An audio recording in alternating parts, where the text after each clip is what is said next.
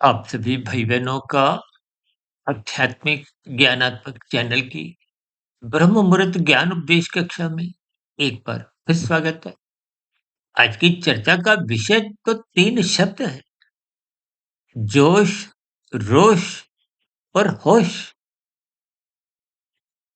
और ये तीन शब्द प्रकृति के तीन गुणों से समझाते हुए इन पर थोड़ा एक विचार करने जा रहे हैं। हालांकि मेरे मन में आया कि ये एक शब्द और है, वो है मोक्ष। यानी कि जन्म मरण के बंधनों से जब आप और हम मुक्ति चाहते हैं, उस स्थिति विशेष को शास्त्रों में देखिए चार पुरुषार्थ धर्म अर्थ काम मोक्ष कहा गया। लेकिन आज हमारी मुख्य चर्चा तीन गुणों को लेके ही है।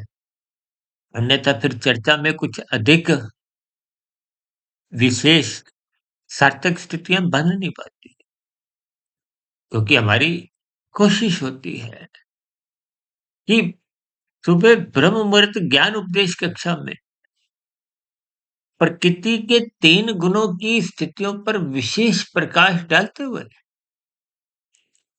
कि हमारे जो तीन शरीर हैं, स्थूल शरीर, सूक्ष्म शरीर, कारण शरीर, इन सभी स्थितियों का जो एक संबंध है,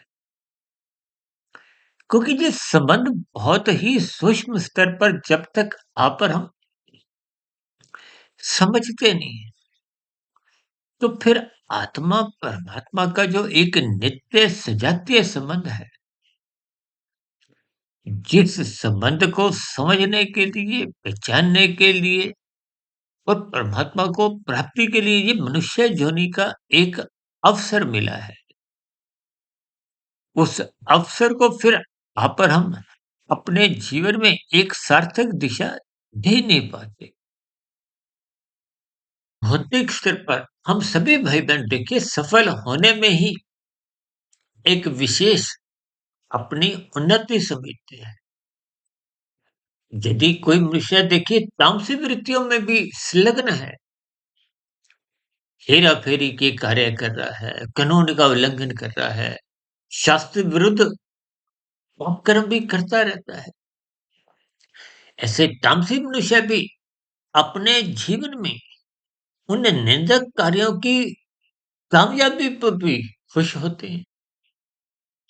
जबकि तमोगुण में रहते हुए आप जितना भी कानून का उल्लंघन चाहे करो, चाहे शास्त्र विरुद्ध काम करो, आप कर्म करते हो, उनका एक निश्चित समय के बाद फल आता है। ये कर्म फल सिद्धांत की स्थितियों के अनुसार ही देखिए, ये जो 80 लाख प्रकार की नीचे की तामसिक दंडमय कष्टमय जोनियां हैं,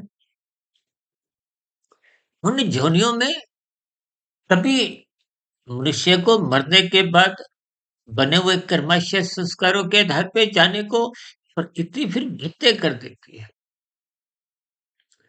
देखिए स्वतंत्रता आपको केवल और केवल मनुष्य जीवन में ही मिली है।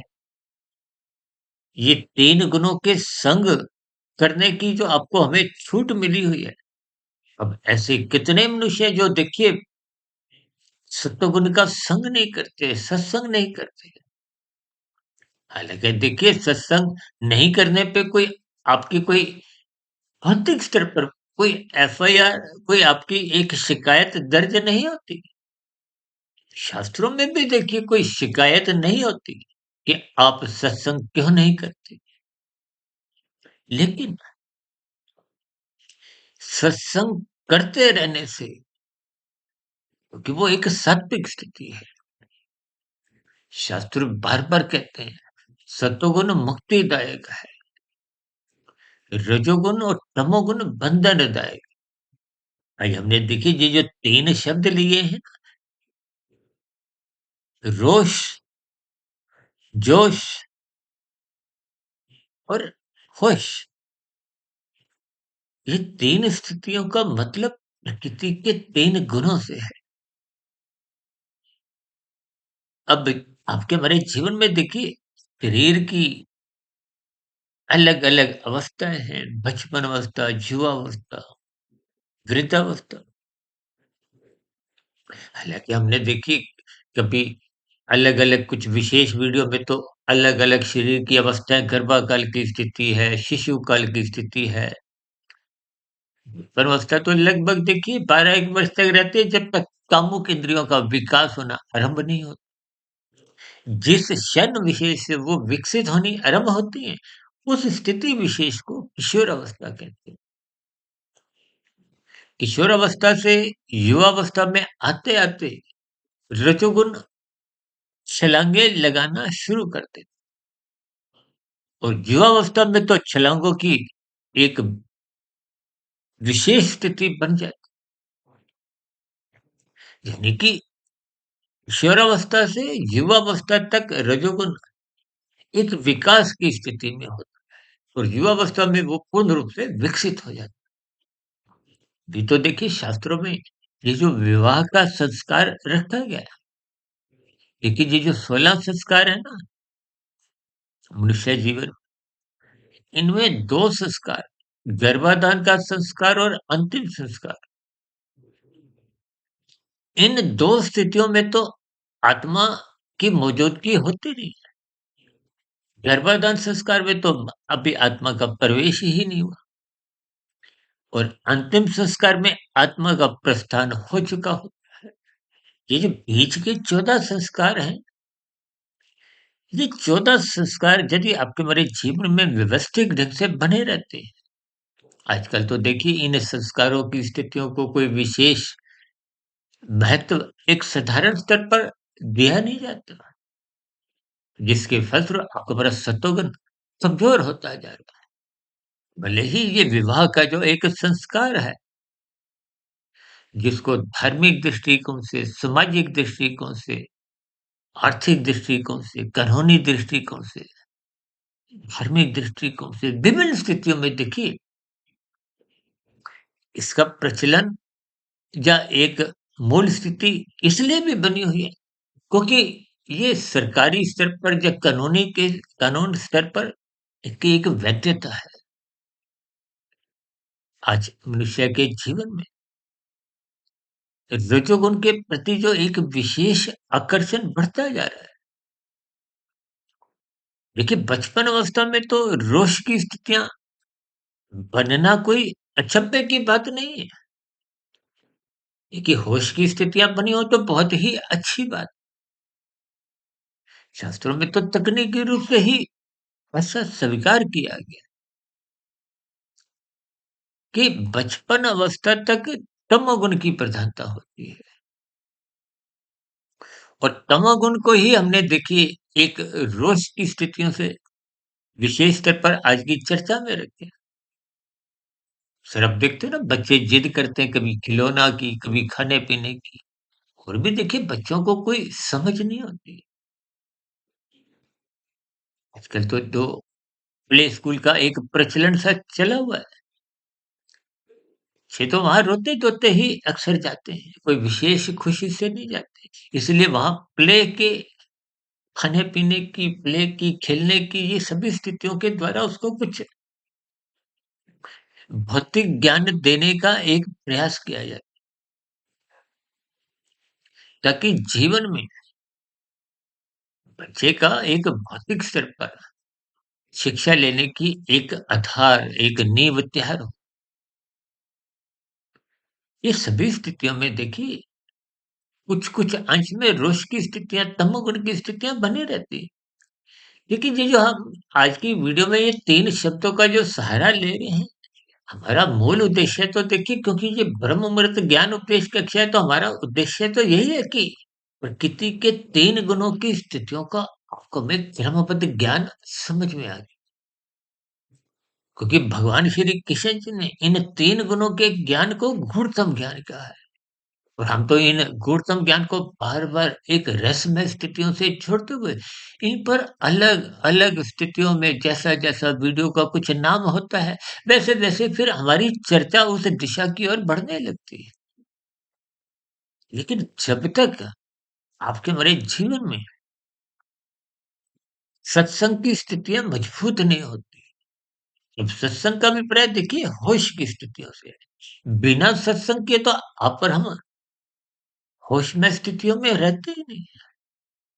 अब देखिए ना युवावस्था में तो कोई सत्संग की स्थितियां कोई साधारण स्तर पर देखने को मिलते नहीं है। हालांकि बचपन के स्तर पर कुछ स्थितियां सत्संग की भले ही आप देखते हो, लेकिन उस स्थितियों में बच्चे का वो एक ज्ञान लेने का उद्देश्य नहीं होता, एक मनोरंजन की स्थितियां होती हैं। यानी कि तमोगुण, रजोगुण ये दोनों गुण सतोगुण में जाने के लिए प्रेरित नहीं करते, ये बांधते हैं। अभी तो शास्त्रों में कहा गया है, तमोगुण, रजोगुण दोनों गुण बांधते हैं। यानी कि रोष और जोश, अक्सर कहते हैं ना युवा वर्ग में देखिए जोश भी पाया जाता है और रोष भी पाया जाता है। अभी तो देखिए राजनीतिक गलियारों में ये युवा वर्ग का सहारा लेते हुए अपने व्यक्तिगत हितों को साधने की एक प्रक्रिया अनादिकाल से चलती आ रही है। कि हमारा देखिए कोई इस राजनीतिक दलों से कुछ स्थितियां हम समझाते नहीं, लेकिन जब गुणों का कुछ संदेश देना होता है, प्रकृति की व्यवस्था को, धर्म की स्थितियों को समझाना होता है, तो कुछ ऐसे चर्चित उदाहरणों को, क्योंकि राजनीतिक गलियारों की बातें मनुष्य को जल्दी समझ में आ जाती है। हम तो देखिए संसारी उदाहरणों को कुछ इस तरह परमात्मा की प्रेरणा से, गुरुओं के आशीर्वाद से ब्रह्म मुहूर्त समय विशेष में कुछ ऐसे समझाने का एक प्रयास करते हैं, ताकि आपका प्रकृति के 3 गुणों के लक्षणों के प्रति ज्ञान बढ़े। देखिए तमोगुण का अभिप्राय निंदात्मक स्थितियों से भी है, पदार्थों से भी है। मूलभूत रूप से तो देखिए आपका हमारा शरीर भी तामसी है। ये पृथ्वी, जल, अग्नि, वायु, आकाश का बना है। कि हमारे जो 5 भोग्य विषय गंध, रस, रूप, स्पर्श, शब्द, इन भोग्य विषयों के कारण ही तो माता के गर्भ में आपका हमारा शरीर का एक निर्माण प्रक्रिया आरंभ होती है। और 9 माह 9 दिन की स्थितियों में ये पूर्ण विकसित होते हुए फिर शिशु के रूप में आपका हमारा जन्म होता है। ढाई 3 वर्ष तक शिशु काल की अवस्था, फिर 10-12 वर्ष तक बचपन काल की अवस्था, ईश्वर अवस्था, जिसमें अभी हमने कहा ना कि रजोगुण विकसित होना आरंभ हो जाते हैं, कामुक इंद्रियों का विकास होने लगता है। और जो अवस्था में इसलिए विवाह का संस्कार रखा गया ताकि तन के स्तर पर कोई बिगाड़ नहीं आए। आजकल तो देखिए लिव इन रिलेशनशिप की स्थितियां भी कुछ दिखने लगी हैं। कुछ सरकारी तंत्र पर या कुछ कानून की प्रक्रिया में भी कुछ एक कुछ छूट होने के कारण, लेकिन देखिए कुछ स्थितियां धर्मानुसार इन सभी स्थितियों की निंदा करती है। मुझे ध्यान आया हमने तकरीबन शायद 8-10 महीने पहले, 1 साल पहले हमने एक लिव इन संस्कार की प्रशंसा करते हुए चित्र में ही सफेद रंग दर्शाया। क्योंकि पहले तो हमारी वीडियो विभिन्न प्रकार की, आजकल तो हम देखिए प्रत्यक्ष रूप से आपकी हमारी एक ही चर्चाएँ होती हैं। पहले हमारी चर्चाएँ एक ऑडियो रूप में होती थी, जिसमें हम देखिए वीडियो के नाम को अनुसार कुछ रंगों की स्थितियाँ, कुछ चिन्हों की, कुछ विशेष स्थितियों द्वारा बात को समझाने का एक प्रयास करते हैं। क्योंकि लिव इन रिलेशनशिप शास्त्रों के अनुसार इनकी निंदा है। रिलेशनशिप का अभिप्राय ये है कि यहाँ संस्कार युक्त स्थितियाँ अभी अपनाई नहीं गई। भले ही कानूनी मान्यताओं में कुछ स्थितियाँ को हमें मिल भी जाए, लेकिन धर्मानुसार हमने उस वीडियो में भी लिव इन संस्कार के रूप में तो प्रशंसा की थी और लिव इन रिलेशनशिप की हमने एक निंदा की थी। यानी कि युवावस्था में विवाह का संस्कार एक विशेष स्तर पर होने से ही फिर उसमें कहीं भी एक तामसी वृत्तियां उत्पन्न नहीं हो। देखिए, शास्त्र तो बार-बार कहते हैं, तमोगुण रजोगुण बंधनदायक है और सतोगुण मुक्तिदायक है। कि शास्त्रों में बातों को ना सूत्र रूप में विशेष स्तर पर समझाया गया है। उन सूत्रों के आधार पे ही अपने अलग-अलग स्थितियों में बात को समझना होता है। अब आज हमने देखिए ये जो 3 शब्द जोश, रोश और होश को लिया है। अक्सर आपको देखिए जब प्रौढ़ अवस्था आरंभ होती है, लेकिन प्रौढ़ अवस्था को भी हम देखिए रजोगुण के साथ ही विशेष स्तर पर जोड़ते हैं। प्रौढ़ अवस्था के समाप्ति पे वृद्धावस्था का आगमन होता है, क्योंकि युवावस्था में रजोगुण प्रधान होता है और रजोगुण जब-जब प्रधान होता है, यदि उसको सतोगुण की लगाम से कस के नहीं रखो, नियंत्रण में नहीं रखो, जैसे आप गाड़ी चलाते हो तो ब्रेक सही स्थिति में होने से ही तो आप रोक पाते हो अपनी गाड़ी की गति को।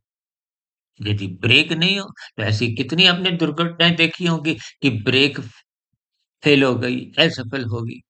तो वो किसी खंभे को टकरा गए या बीच कोई भी ऐसी स्थितियाँ दुर्घटना में। और दुर्घटना में तो देखिए दुःख ही दुःख है।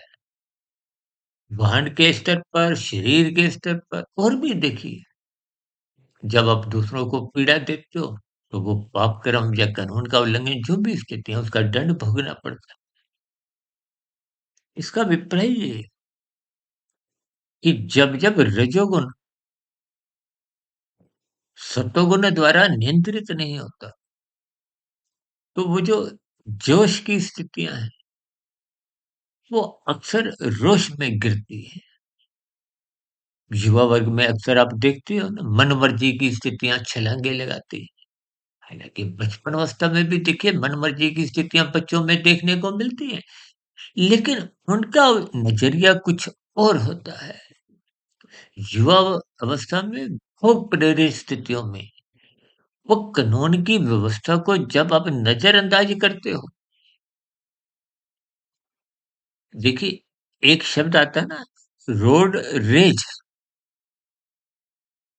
सर आजकल तो कुछ सालों से बहुत प्रचलित शब्द है।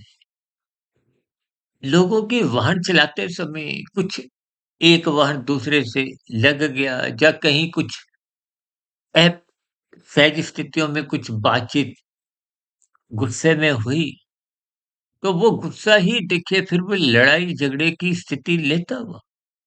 कहीं-कहीं की तो देखिए हत्या जैसी स्थितियाँ भी देखने को मिलती हैं। तो जो जोश के साथ रोष की स्थिति है, रोष का मतलब भी देखिए गुस्सा है, क्रोध है। जब ये गुस्सा आता है, देखिए आपके हमारे जो 5 विकार हैं काम, क्रोध, लोभ, मोह, अहंकार, ये विकार का होना ही अमर्यादित जब होते हैं तो हमारा सत्वगुण कमज़ोर ही होता है। अन्यथा विकार अमर्यादित होने का मतलब ही नहीं।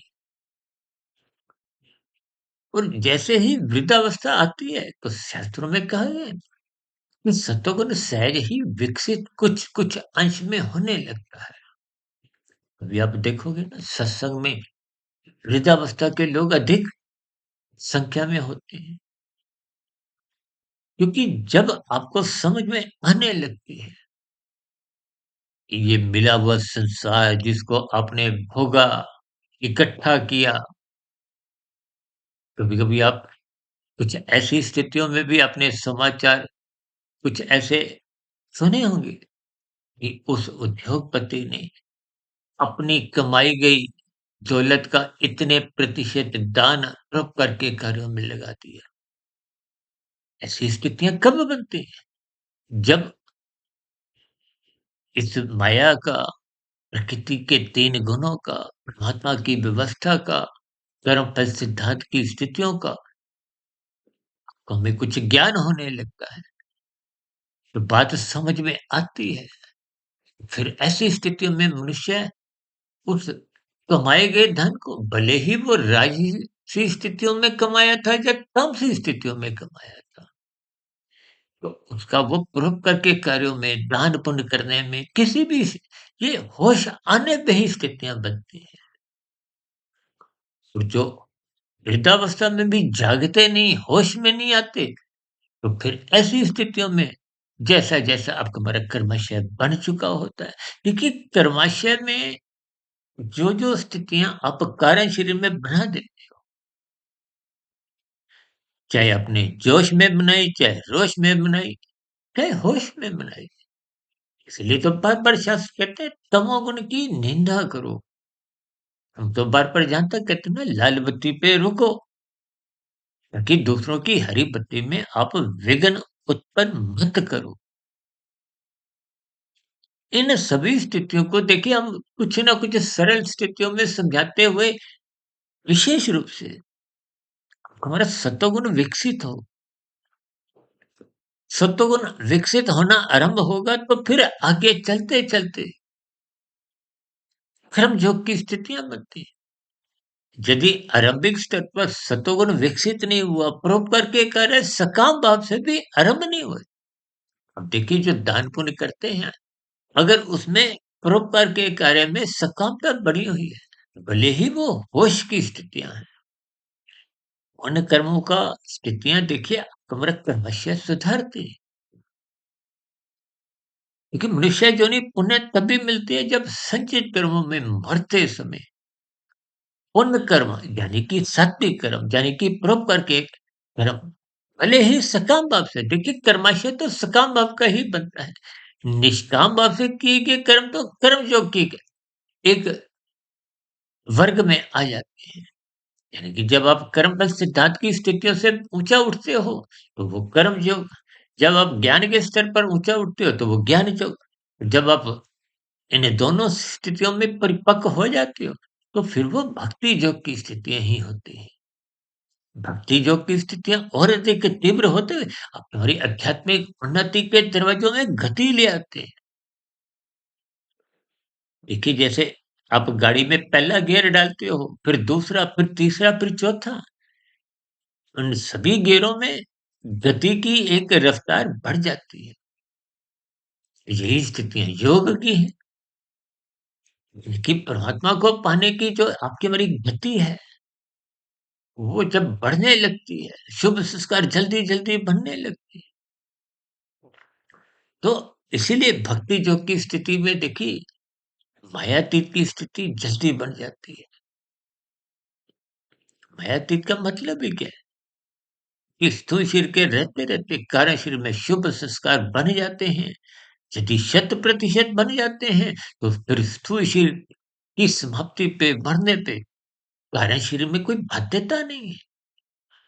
तो फिर वो मायातीत की स्थिति होती है। क्योंकि आत्मा पे तो देखिए 3 शरीरों के ही बंधन है, स्थूल शरीर, सूक्ष्म शरीर, कारण शरीर। स्थूल शरीर का बंधन तो देखिए बिना प्रयासों के, अच्छे हो, आप बुरे हो, सबके ही देखिए, मृत्यु तो सबकी आती है, स्थूल शरीर का बंधन समाप्त हो जाता है। लेकिन मानसिक स्तर पर और कारण शरीर में जैसा-जैसा कर्माशय होता है, देखिए सात्विक कर्मों को पुण्य श्रेणी में तो माना गया है, राजसी कर्मों को भी पुण्य कर्मों में ही माना जाता है।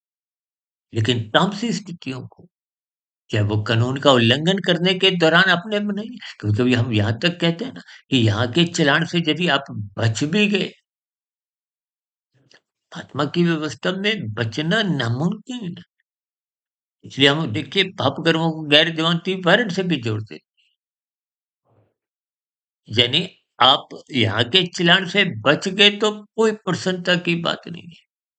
आपका चालान उसी क्षण परमात्मा की व्यवस्था में प्रकृति के 3 गुणों के अंतर्गत कट जाता है।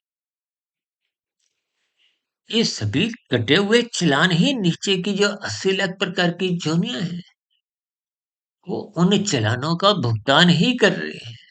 प्रतिकूल परिस्थितियों में ही जीवन जी रहे हैं।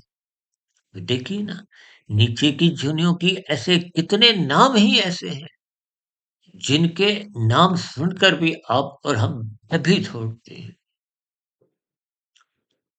तो फिर उन योनियों में जो आज जीव हैं, वो भी तो कभी ना कभी, किसी ना किसी युग में आपके हमारे समान मनुष्य योनि में ही थे। क्योंकि कर्म योनि मनुष्य योनि में ही, ये कर्म फल सिद्धांत की स्थितियाँ मनुष्य योनि में ही लागू होती है।